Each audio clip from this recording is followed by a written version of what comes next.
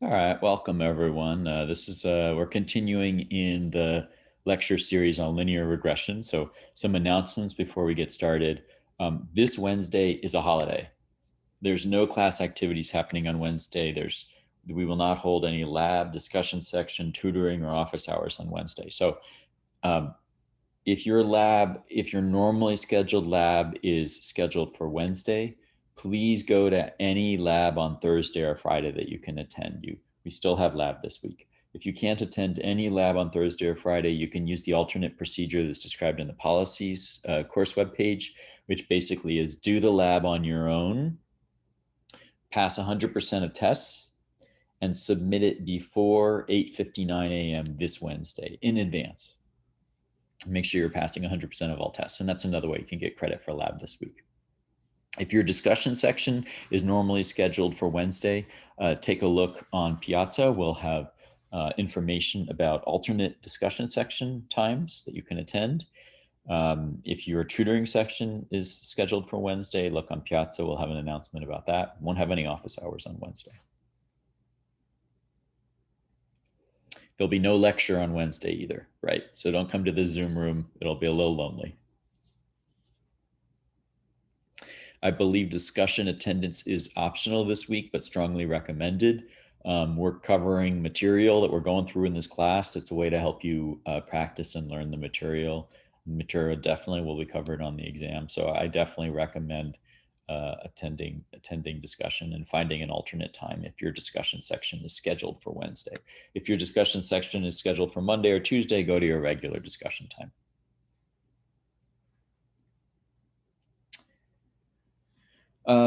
I saw a question about pass, no pass. I'm not going to go into a whole bunch of details on this. You can ask on Piazza. The short version is we assign you a letter grade in this class, and then we just derive the pass, no pass from your letter grade if you've chosen the pass, no pass option. Okay, so let's get started. By the way, here's a little fun XKCD comic on linear regressions.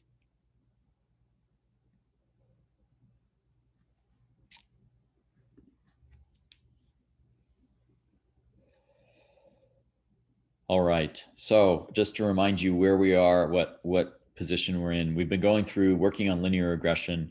Last lecture, I showed you about scatter plots and finding a regression line, computing a regression line using the correlation, a bunch of equations for that.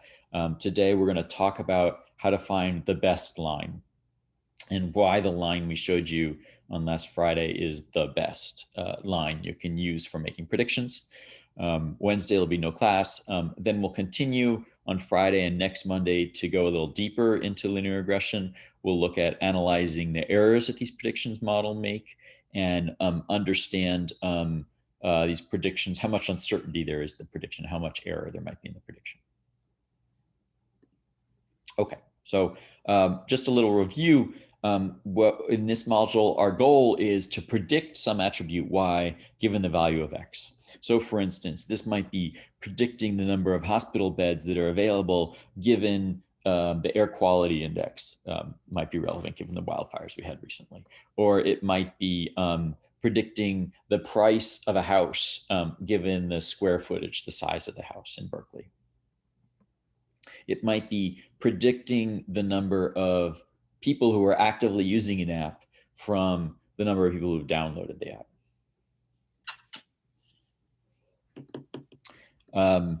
Okay, so to find to make these predictions, we're going to use something called linear regression. And linear regression is applicable when there's a linear association between x and y. We're going to use that association and knowledge of x to make a prediction of y. And the way we do that, the way I taught you last Friday, was first, we convert to standard units. We convert x to standard units. So remember how you do that. Subtract off the mean of x, divide by the standard deviation of x. That gives you a value for x in standard units. Okay, so here x might represent, for instance, the number of square feet in my house, and y might be the sale price of my house. So I'm trying to predict what my house might sell for based on its square footage. So I convert that square feet to standard units. And then I multiply by R, the correlation coefficient. That will be the estimate for Y, but it's in standard units. Remember the equation for the regression line I showed you last time was Y equals R times X, but that's for standard units. So that would be my prediction for Y in standard units, but I might want a prediction for Y in the original units. So what I should do now is convert that back to the original units of Y, and that will give me a prediction for Y for the sale price of my house. Okay. So that's a little bit of review. So now let's do a discussion question to check and see how you're doing. Let's say that there's a course that has a midterm with an average of 70 and a standard deviation of 10, and then a really hard final. So on the final, the mean is 50 and the standard deviation is 12. Okay, and let's say we do a scatter diagram where we do a scatter plot of everyone's midterm and final exam scores, their midterm score on the x-axis, their final exam score on the y-axis, and that looks like some kind of a a scattered oval shaped thing that's kind of roughly near a line, and the correlation coefficient R is 0.75. Then for a student who scored a 90 on the midterm, what would you predict their score in the final exam to be? No, this is not foreshadowing this class's final. We have no aim or goal to try to make the final really hard. So how would you approach this? Yeah, figure out where you stand on the midterm. A score of 90 on the midterm is 2 standard deviations above the mean, right? The mean was 70. The student got a 90. The standard deviation was 10. So there are 2 standard deviations above the mean, 20 above the mean. So 2 standard deviations above the mean, that's the value for X in standard units. So X equals 2 in standard units. Then to make the prediction for Y, we multiply that by the correlation coefficient. So 2 times 0.75. What's 2 times 0.75? It's 1.5. So that's our prediction for Y, the final exam score. But wait, that 1.5 is in standard units. So our prediction for the student is that they'll do 1.5 standard deviations above the mean on the final exam. We want to convert that back to a score in ordinary numbers. So let's see, standard deviation of 12 times 1.5 standard deviations above the mean. 12 times 1.5 is 18. So this student is doing 18 above. We're predicting they'll do 18 above the mean on the final exam. So we're predicting to get a 68. Yeah. Okay. So why did I predict their value of Y as 1.5? The value of X in standard units was 2. My prediction for their value of Y in standard units was 1.5. Why? You might be thinking if you get 2 standard deviations above the mean on the midterm, then you should predict 2 standard deviations above the mean on the final. But no, that's not right. That would be right if they were perfectly correlated, if there was a straight line association. But there's some noise here. The correlation coefficient is not 1, it's 0.75. And so the linear regression estimate is actually that you predict the score on the final exam in standard units to be 2, the X in standard units, times the correlation coefficient, 2 times 0.75. So the best prediction you can make actually is 1.5 standard deviations above the mean on the final exam. And hopefully that makes sense because they're not perfectly correlated. So the midterm is a partial predictor of the final exam, but there's also some noise there. Okay. What about if they got a 60 on the midterm? How would we approach this? Well, if they got a student who got a 60 on the midterm, the way we make a prediction on the final exam score is we convert that 60 to standard units. What is 60 in standard units? 60 on the midterm.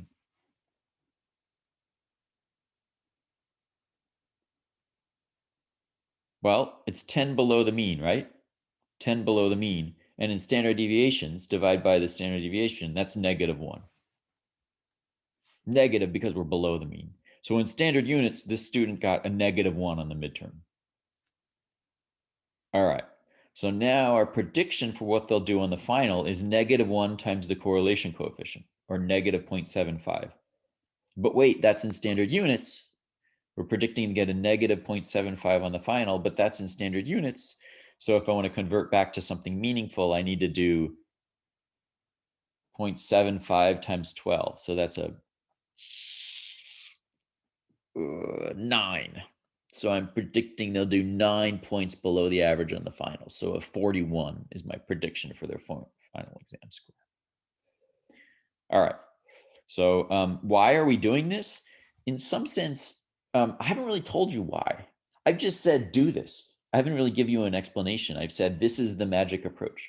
All right. So by end of this lecture, hopefully I'll given you a little bit more about how you could see why this approach. But this is you're just gonna have to take it on faith that like statisticians have worked out what's the best prediction you can make, and this is the best approach if you have a linear association. All right, so the math steps, I'm not going to go through it again, but they're just given by this recipe here. Given a value for x was the score in the midterm, convert to standard units, multiply by the correlation coefficient. That gives you a prediction for y, the final exam score, but it's in standard units, so convert back to original units. Okay, so let's put this into code and see how it looks in code.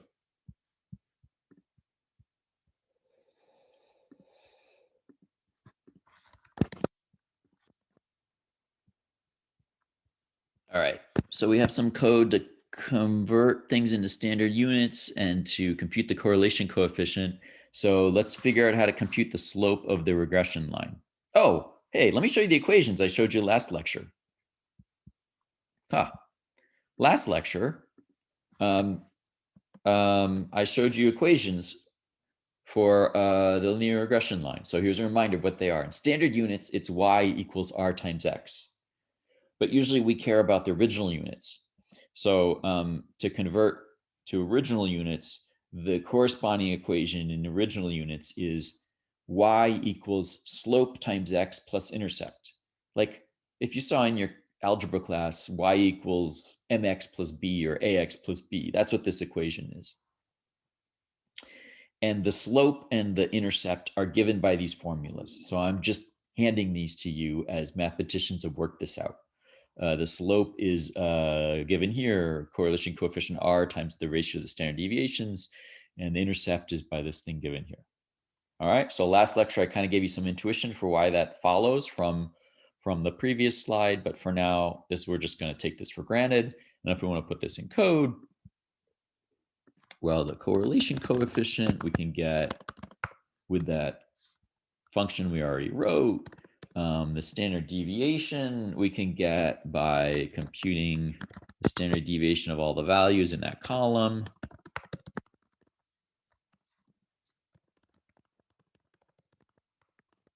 And so now if we want to compute the slope was r times the ratio of the standard deviations.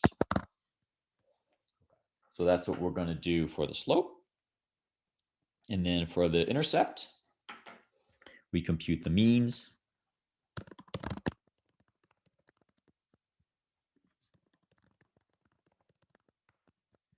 And then the intercept uses the equation I showed you on the slide. And if you don't like to memorize things, I hate memorizing things. The way you can remember this is the line should go through 0, 0 in standard units, which means the line should go through the x mean and the y mean. So we pick an intercept that will ensure that this line goes through the mean of x and the mean of y.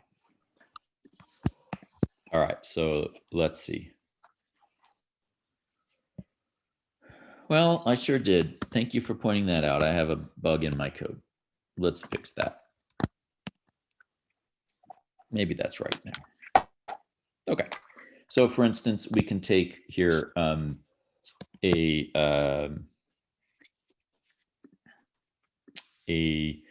data set that was constructed, random points sampled from things with a linear association of correlation coefficient 0.5. Take that data and then compute the slope with these formulas, and it gives me a slope of 0.502. Why 0.502? Not 0.5? What happened there? I generated this data with correlation coefficient 0.5.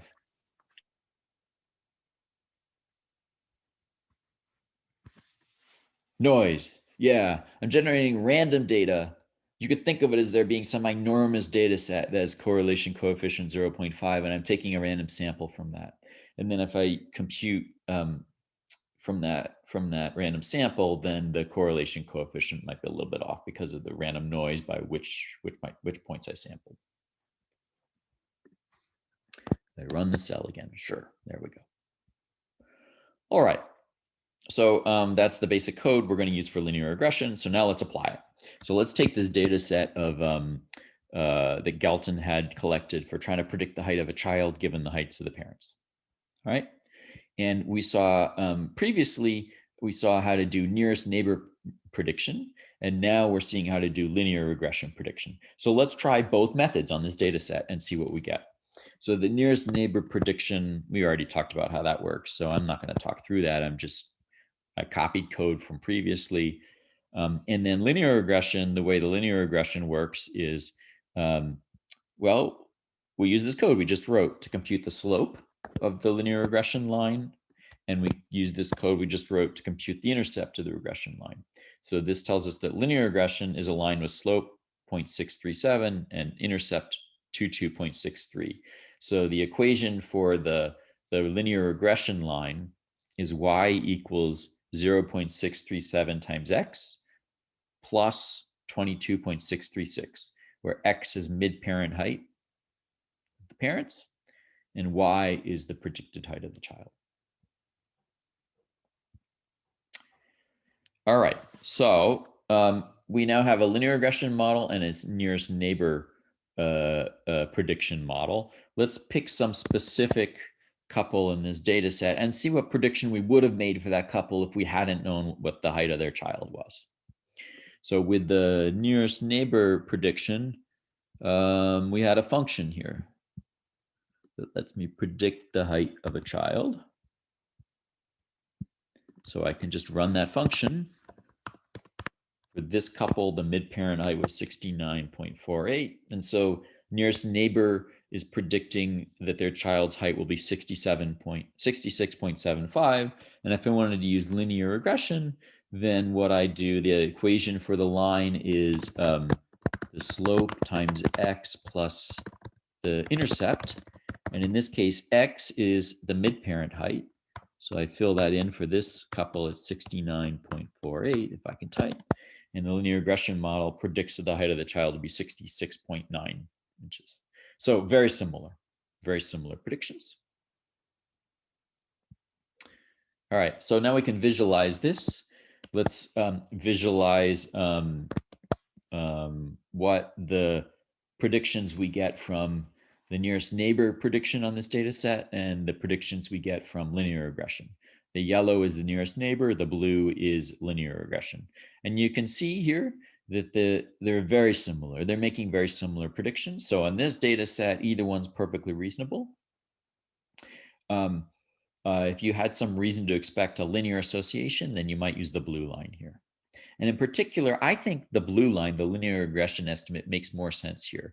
I look at the yellow line and it kind of squiggles up and down and up and down, and I doubt that's meaningful. It seems hard for me to imagine some biological mechanism that could cause ranges of 66 to 67 inches of the parent cause a little boost in your child's height compared to the linear model, but then 69 causes a little dip and so on. That seems implausible. It seems more likely that the best relationship here is a straight line, and there's just a little bit of noise in this data set that's causing the nearest neighbor predictions to kind of wiggle up and down. So by using linear regression, we forced to get a straight line to smooth out those wiggles, and that probably gives us a better prediction.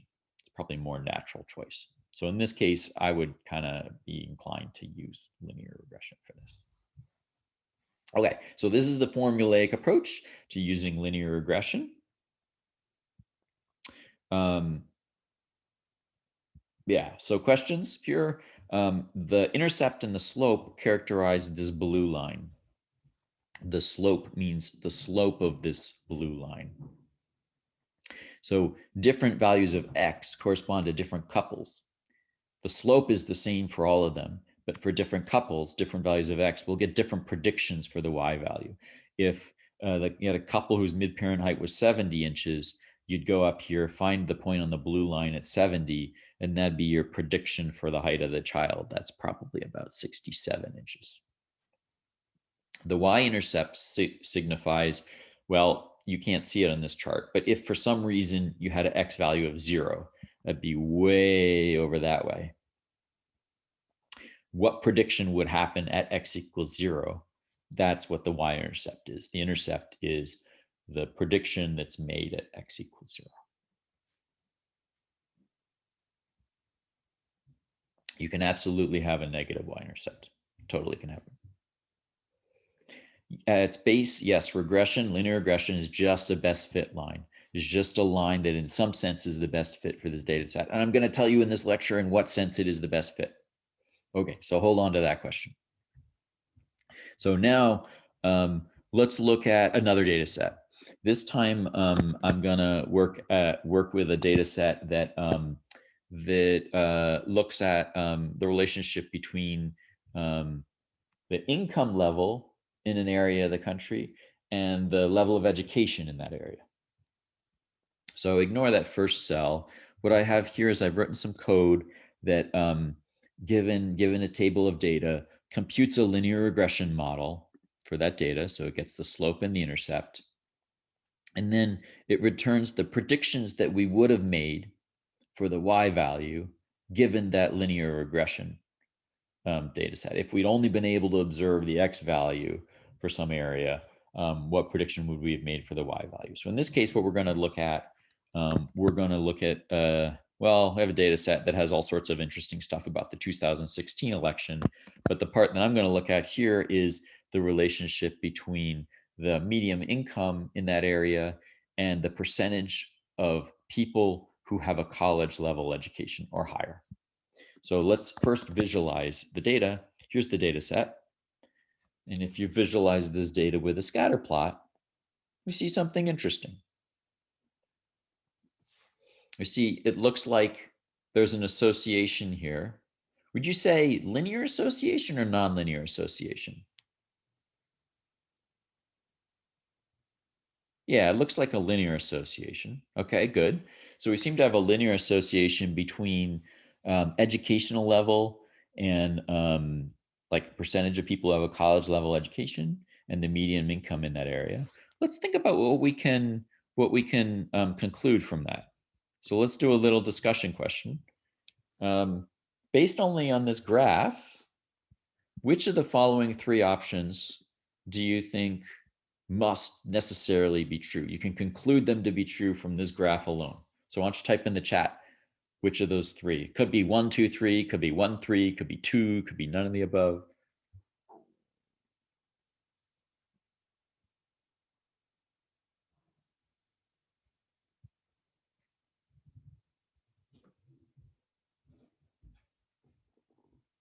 Okay, I see some people saying none of the above and some people saying just 2.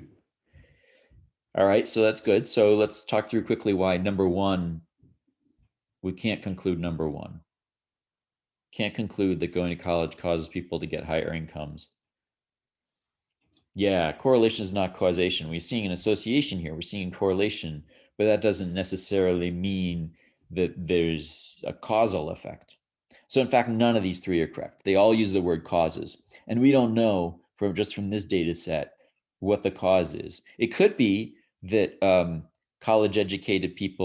having more college educated people move in raises the median income because they have higher paying jobs. That sounds very plausible. That's a very plausible explanation. You can't conclude it from just this graph. You need some external knowledge or information to conclude that.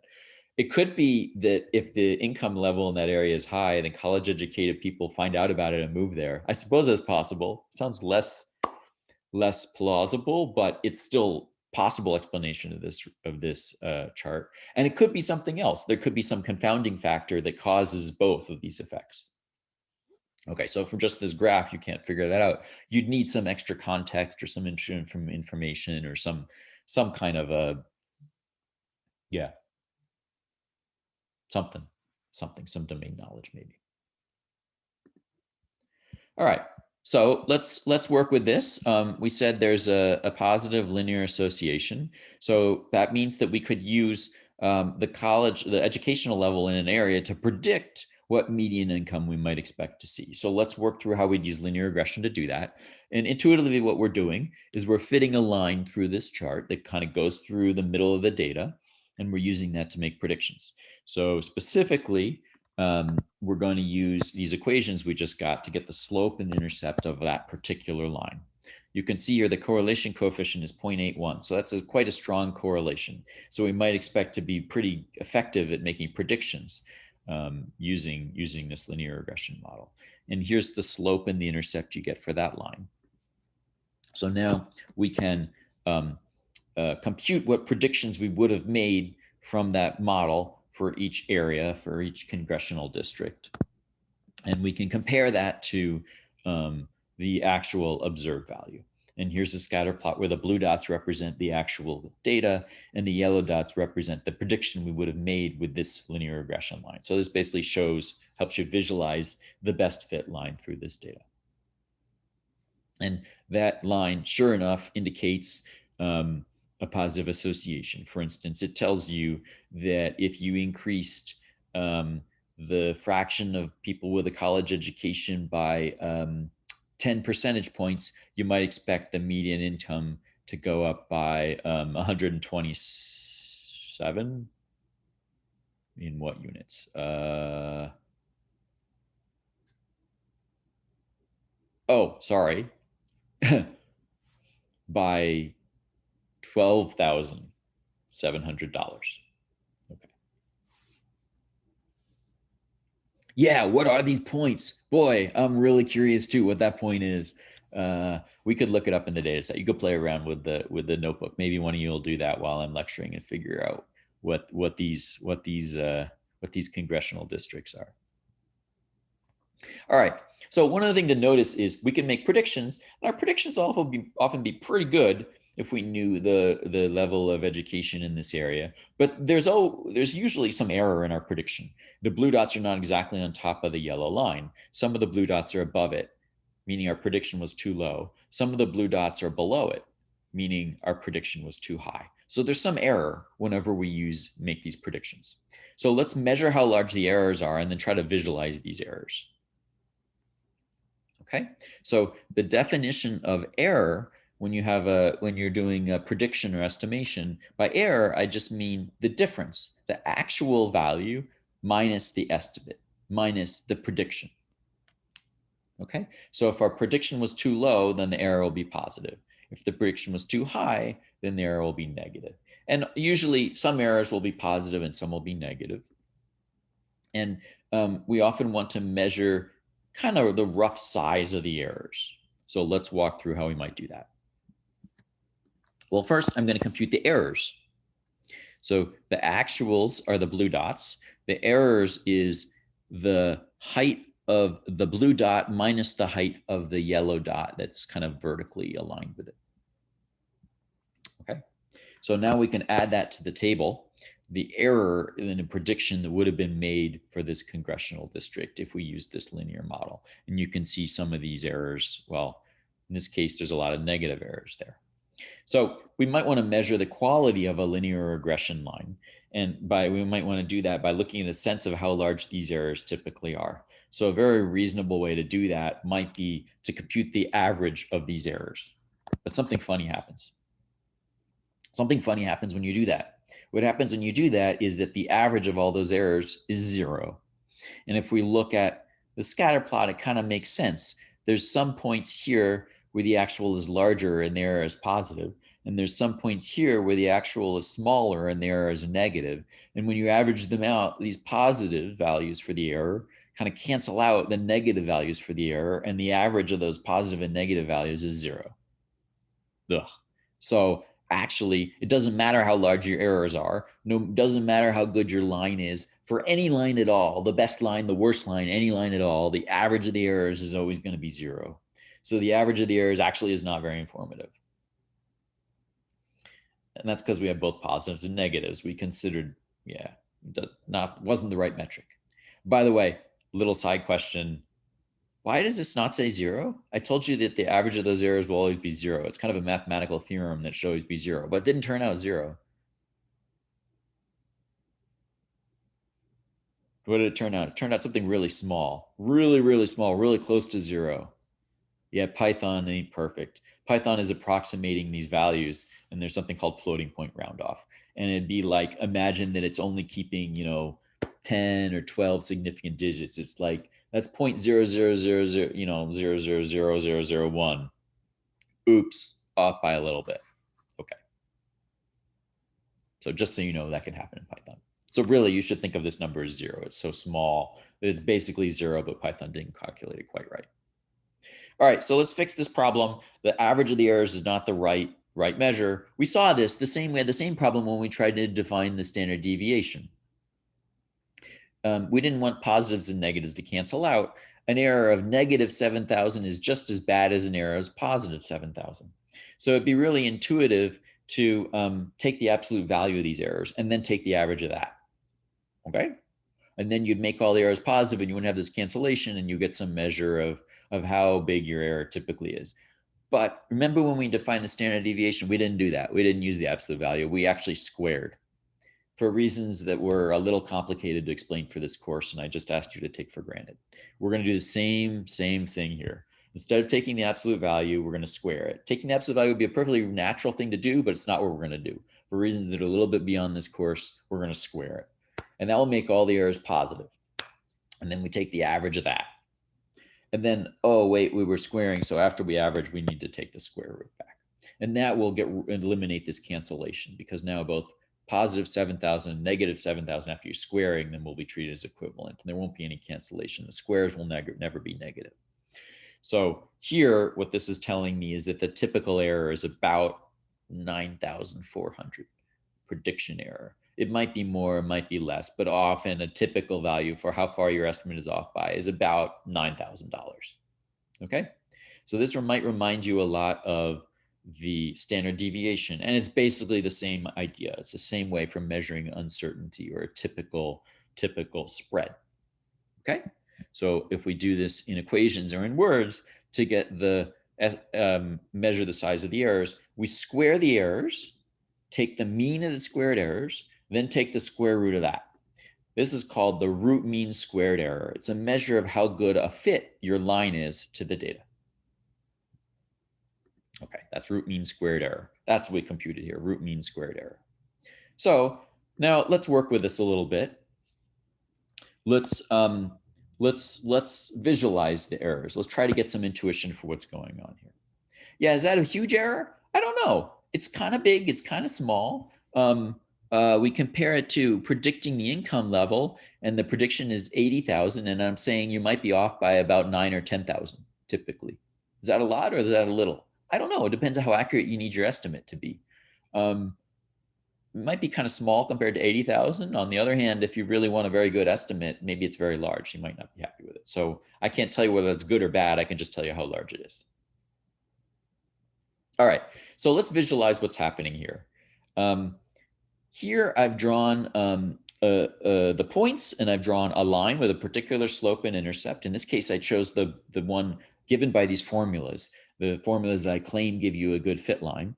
And I picked 4 points kind of arbitrarily, and I've shown in red the error. So the actual is here, the prediction is here, and the height of that line, that red line, the length of that red line is the error, is the amount of the error. So a longer red line means a larger error, which means a worse prediction.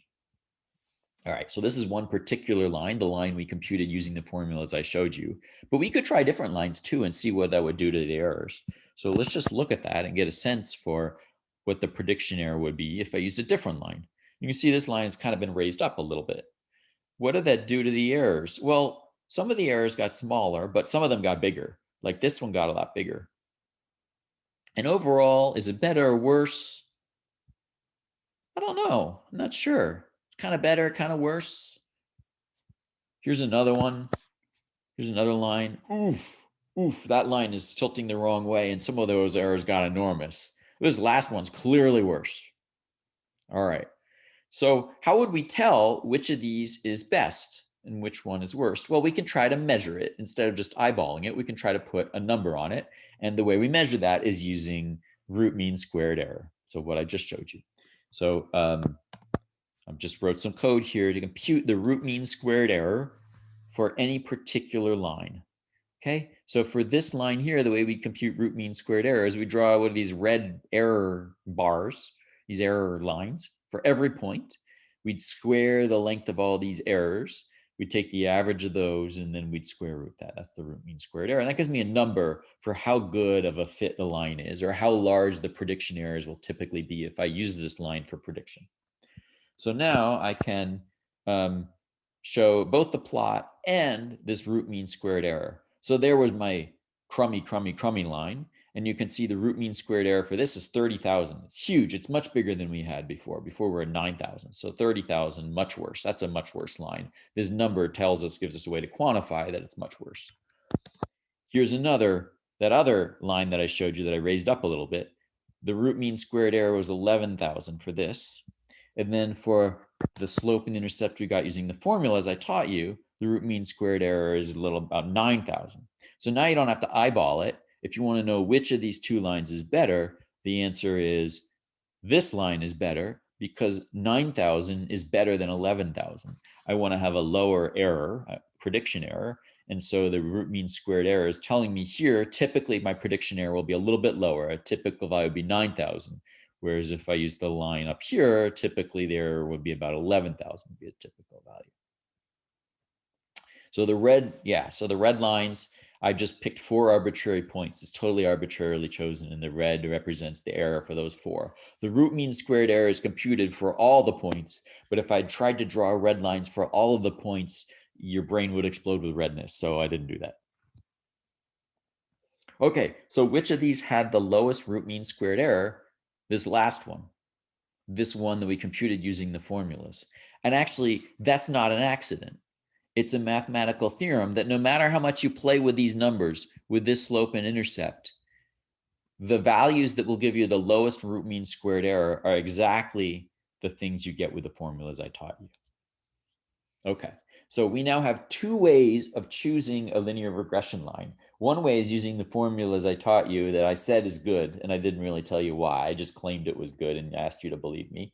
And the other way is by choosing values, playing around with the slope and the intercept to try to get the root mean squared error as small as possible. And what I'm promising you, I'm not going to prove it in this class. You could take a more advanced class if you want to prove it. But what I'm promising you is there's a mathematical theorem that says those two are always the same line. The formulas I give you is the line that has the lowest root mean squared error of all possible lines. So this is the sense in which the formulas I gave you the best fit. They're the best in the sense that the typical prediction error is lowest when I measure typical prediction error by root mean squared error. Okay. All right. So the linear regression is finding a best fit line. It's sometimes called the least squares line. What that means is it's the line that minimizes the root mean squared error among all possible lines. Okay, so that is effectively the line that minimizes a measure of typical error in your prediction. So it's kind of the best line to use for prediction. This is sometimes called a best fit line. It's called a least squares line. It's called a regression line or a linear regression line. And you now know how to compute it using the formulas. There's actually another way you can compute it. I want to do a little bit of a side and teach you about numerical optimization. So I said the second way you could find the slope and intercept is play around with the slope and intercept and see what value of root mean squared error you got and try to play around with them until you got the smallest possible root mean squared error. Well, there's a way to make that systematic using a method called numerical optimization. A numerical optimization is a method for choosing inputs to a function that will make the output of that function as small as possible. Let's say you have some function. Numerical optimization is a systematic procedure for making systematic that process of playing around with the inputs and seeing what output you got and trying to adjust the inputs to make the output as small as possible. To doing by hand would be tedious and fiddly, but you can have the computer do it for you, and there are techniques for doing that for you. And I'm not going to teach you how they work. You could learn that in a later class, but they fall under this category known as numerical optimization. Okay, so let me show you a demo of how numerical optimization works. Let's say I have some function of x. In this case, it's a quadratic function. It's a parabola. It's y equals x minus 2 squared plus 3. Well, just staring at this, you can tell approximately where the lowest point in this function is. It looks like it's about x equals 2. If you knew some calculus, you could figure out exactly where the minimum is by taking the derivative. But instead, we don't need to do any of those fancy things. If you want to do it by hand, you could fiddle around with different values of x and look at the value of y you get and try to adjust x to make that as small as possible. But instead, we can use the computer to do this for us. We're going to define a function that, given x, returns the value of this quadratic function. And I'm just going to copy paste code here. And ta-da.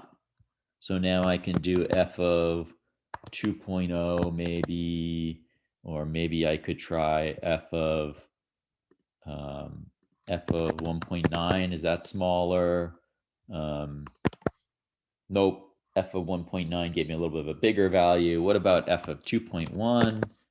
Nope, that was a little bigger too. So maybe 2 was correct. Well, we provide you something called minimize. Minimize is code we wrote. You give it a function and it'll fiddle around with the inputs until it finds inputs that makes f produce as small an output as possible. And it says the best value for x is 1.99999. Well, okay, that was Python not being exactly accurate. The best value for x is actually 2. So this is just very, very close to that. Okay, so this is something you could tell by eyeballing it for a simple function like this. But let's take a more complicated function. Let's say you had some crazy thing like this. Oh my gosh, that's a crazy curve. Where is the value of x that makes this as low as possible, makes y as low as possible? It looks like it's around negative 0.5, but is it to the left of that or to the right of that? Well, if we wanted to know, no problem. Find a function that computes this thing. So we write a Python function, the given x returns the value of y, and then minimize, ask that Python function to minimize, and minimize will tell you the value for x at which this attains its lowest value. So the answer was, it was a little bit to the left of negative 0.5. X equals negative 0.512 minimizes this function. Okay, so there's some sophisticated, amazing things happening behind the scenes on how minimize works. Think of it as black magic. It's like trying values of x and saying, should I go left or should I go right? Oh, I'm going the wrong direction. The value of this function's increasing, maybe go to the right. Figuring out how to do all that. Don't worry about how that works. We're just going to take it for granted for this course as this magical thing that someone else has given us. What happens if I give it a function that has 2 low points? It might find either one.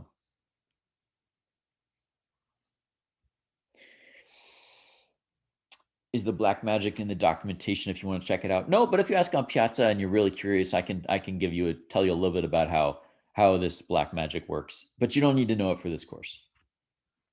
Okay, so this is now a hammer that we can use, and I'm not trying to teach you how the hammer works. I just want you to know this thing exists. We've given it to you. This numerical optimization is one tool that's widely used in machine learning. So it's pretty cool to know. And now how can we use this for linear regression? Well, I said the best fit line is the line that gives me the lowest root mean squared error. So let's use numerical optimization to find the line that gives me the lowest root mean squared error. To do that, I need a Python function that takes as input the slope and intercept of the line I'm considering and outputs the root mean squared error for that candidate line. If I have that function, then I can use minimize. I can use numerical optimization, ask the computer to go find for me a slope and intercept that yield the lowest possible output from this function. In other words, the smallest possible root mean squared error. Okay, so I can define a function here that, given a data set, computes the root mean squared error for any particular line that I have in mind. So the inputs to this is a slope and an intercept of some candidate line that I'm considering, and I want to compute the root mean squared error for that candidate line. So let's see, how am I going to do that? I think what I'm going to do is I'm going to put this into an array. I have this demographics data set I'm working with, and I'm going to take an array of all the values in the college educational level column and an array of all the data in the medium income column. And then I'm going to take the predicted values. The predicted values are obtained by this equation, mx plus b, where m is the slope. So it's the slope times x plus the intercept. So now I get a whole column of predicted values, and then I want the root mean squared error. So the error is the actual value minus the predicted. I'm doing this on arrays, so it's going to do it for all of them, all the data points simultaneously. I square that. I want the mean of that, the mean of those squared errors. And then I want to take the square root of that, and that's my root mean squared error. Okay, so now if I have a candidate line given by its slope and its intercept, then I can compute the root mean squared error for that candidate line. And I could try for another candidate line. And I could try adjusting these inputs by hand to try to make the output as small as possible. But instead, I should have the computer do this for me using numerical optimization. And the answer it gives me is use a slope of 1270 and an intercept of 20,800. And if we look what value we got with the formulas, you'll notice it's almost exactly the same value. Okay, so like I said, no accident. This is a mathematical theorem that this always happens. So this shows you two ways to think about what linear regression is doing. It's minimizing the prediction error, or it's finding the best fit through the data points. Now, let me point out, I've been talking so far about linear associations. I'm just going to take a couple of minutes to talk about the nonlinear associations. If you have a nonlinear association, you can also use generalizations of this methods, and numerical optimization is very helpful. So let's look at a data set that measures how far people, college athletes, can throw a shot, the shot put in the shot put event. And for each dot here represents an athlete, and the x-axis is how many pounds they can lift in a particular kind of weightlifting, and the y-axis is how far they can throw the shot. And the stronger you are, farther you can throw the shot. So it looks like there's a positive association. So we could fit a linear regression model to this data and just do the same thing we've been doing. And I'm just going to do it all. And I'm going to look at the plot here. And the yellow lines is the linear regression line through this data. And as I look at this, I'm kind of having a reaction like, kind of yuck. This yellow line looks decent on the right side, but not very good on the left side. These points here, it kind of looks like it drops off. Maybe a better fit would not be a straight line, but kind of a curved line. And in fact, the paper where we got this data set from conjectures, they said they kind of expect actually that it shouldn't be a linear relationship. Their conjecture was that it should be a curve, a quadratic, a parabola. So let's try to find the best fit parabola instead of the best fit line. So a quadratic function has the equation y equals ax squared plus bx plus c. So let's do the same thing we just did with this numerical optimization. But now let's, instead of trying to fit a best fit line, let's do a best fit parabola. All right. So my predicted value now is a times x squared plus b times x plus c. All right. So I've written a function here. The given candidate values for a, b, and c computes the root mean squared error for predictions you would get with this model with a parabola with parameters a, b, c. So if I have candidate values for a, b, c to plug into this equation, this will tell you how much the prediction error is for those candidates. And now I want the values that give me the lowest prediction error, the best parabola.